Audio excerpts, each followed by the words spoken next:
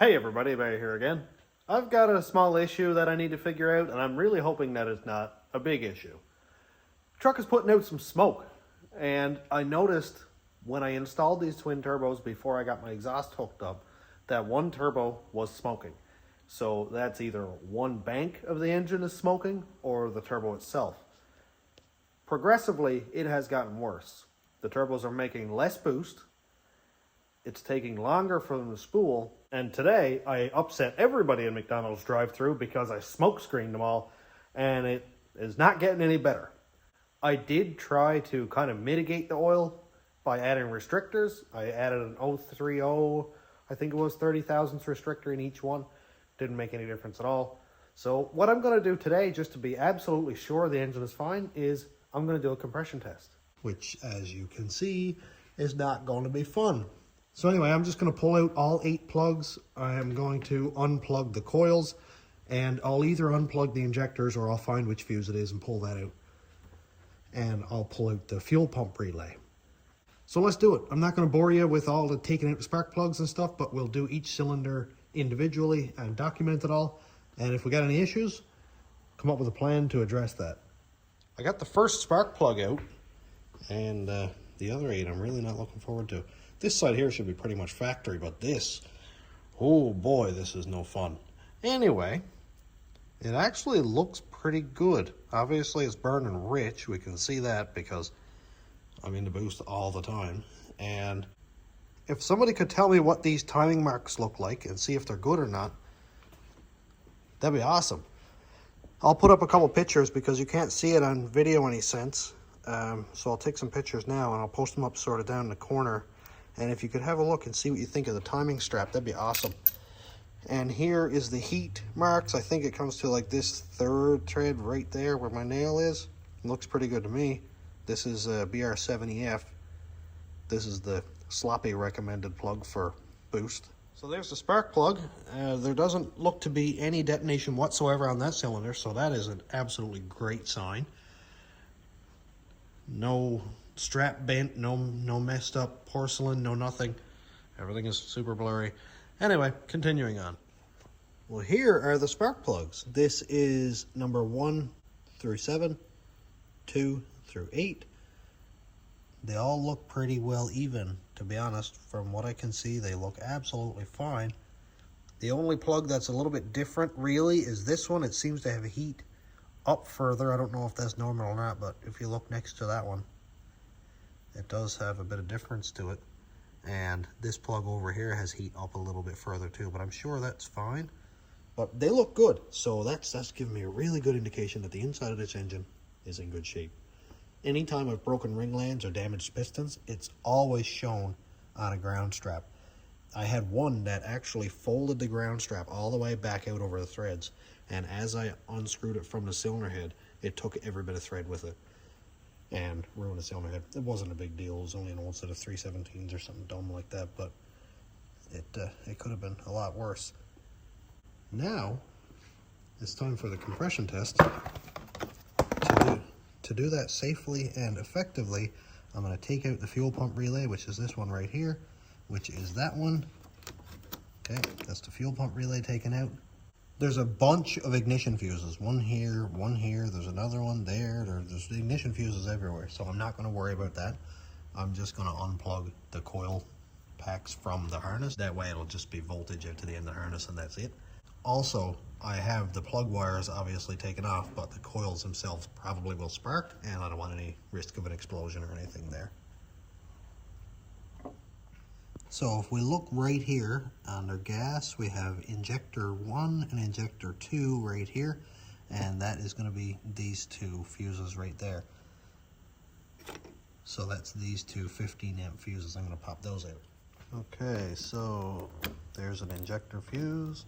There's the other injector fuse. Just to double check, I've got a 10 amp right here, and then we've got the 10 amp here, and then the 2 that I needed to remove. So that disables the fuel pump, which was right there. That disables both of the banks of injectors. And to cut the spark, there's that connector unplugged, and then the bank 1 connector is right here, also unplugged. So I just need to screw in the compression tester, and now I can crank away. Here's my compression tester screwed into cylinder number 1. I'm going to set up the tripod so you guys can see the needle move and see what happens. Usually I let it go, I think it's 4 or 5 cranks, you'll hear it go nyur, nyur, because there's no plugs in. And it's kind of a funny noise, but you'll know what I'm talking about. Compression tester is set up. I'm zoomed right in so you can see. Let's try it.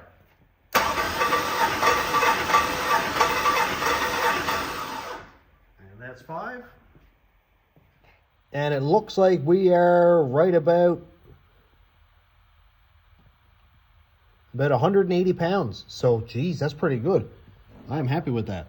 This engine is about 10.5 to 1, so you expect to see a bit high compression. I like to see at least 150 for sure.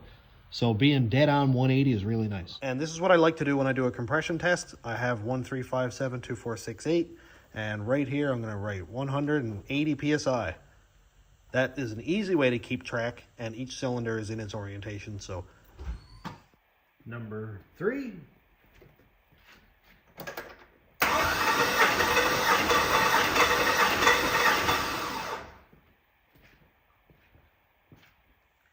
Okay, check compression on you, and we have dead on 180. That's beautiful. Okay, 180. Cylinder number 5. Let's try it out.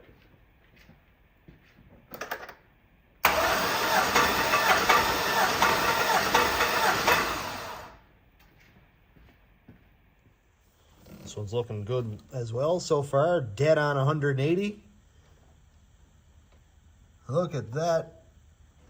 Yeah, this is very good so far. I don't want to get excited yet because we still have cylinders 7 and 8, and those are the problematic ones in my experience. 180. Number 7. Super grainy.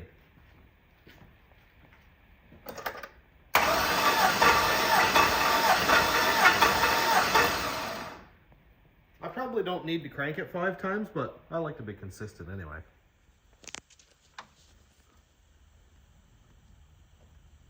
180. That was my best try at a darts thing. So this side is absolutely perfect. Beautiful.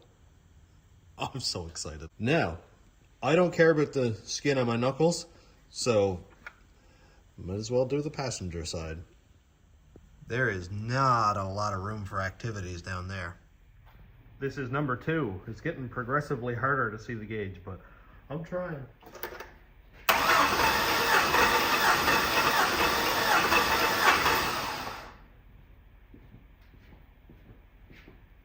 Okay, that might have actually been 6 because it bumped like right away on the first one, but shouldn't matter.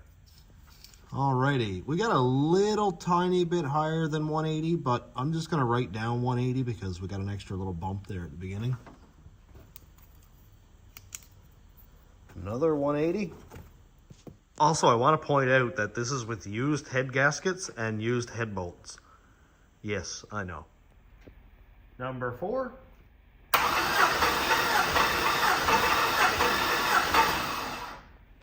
How rude that one was to just flop out of the way. We got like 185. Well, geez, pretty consistent across the board so far. I'm writing down 180 because if there's one number that... Oh, no, I did it. If there's one number that's off, it's going to make me sick. That's a 0 now. Number 6. I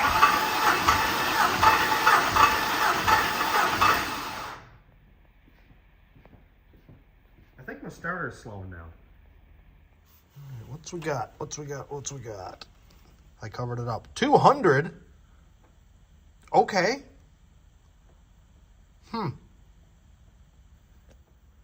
Oh, it hurts me to do this.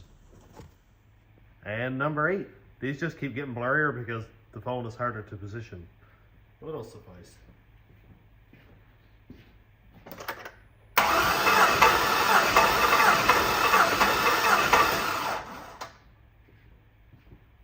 And our last number is 200. Man, that's weird. That I would have liked to seen 180 across the whole board, but the 2 problematic cylinders, usually it'll be like 7 and 8 or 6 and 8 that I'll blow ring lands on, have the best compression. Alrighty then. So after doing a compression test and checking out the plugs, how do I feel? Absolutely perfect. I don't know why 2 cylinders are like 10% higher than the other 6, but as long as they're not all really high and 1 cylinder is whole, that would be not very good. And looking at the spark plugs, they look absolutely fine to me. I put up a short and a few people said it looks a little bit lean, which I can absolutely understand because I've been hitting 13s, like 13.1 in my AFRs and boost, which is not ideal, but there's no metal on the ground straps and, you know, it looks okay. So I don't know if I may have a fuel pump wiring issue or something because I've got a Hellcat pump in there with stock wiring harness, and apparently that's not a great idea. I was going to go on a full ramble session here, but I'm not going to do that. Anyway, the spark plugs look really good. What I'm going to do is I'll put these plugs back in, and then one day when I get a chance, I'll get the engine warm, pull out 1 plug, screw in a brand new plug, do a flat out wide open throttle pull, shut it off, and then check that plug. That way I'll be able to get a good reading on the fuel ring, the heat ring in the threads, and the timing mark on the ground strap. So the cause of my smoke, obviously, I really think is the turbos. The compression is awesome. Spark plugs look really good. I don't have any concerns about ring lands. I don't have any noise in the engine itself. So that's a nice thing. It's not very often that I go half a summer in boost and don't blow anything up. Transmission, engine, rear end, front end, nothing blew up. Shouldn't have said that. I need to find some wood. I'm not a superstitious person, but I thought that'd be... Can't hurt. Now that I have the compression test done, I'll put everything back together. That includes my fuel pump relay, my 2 fuses for my injector banks,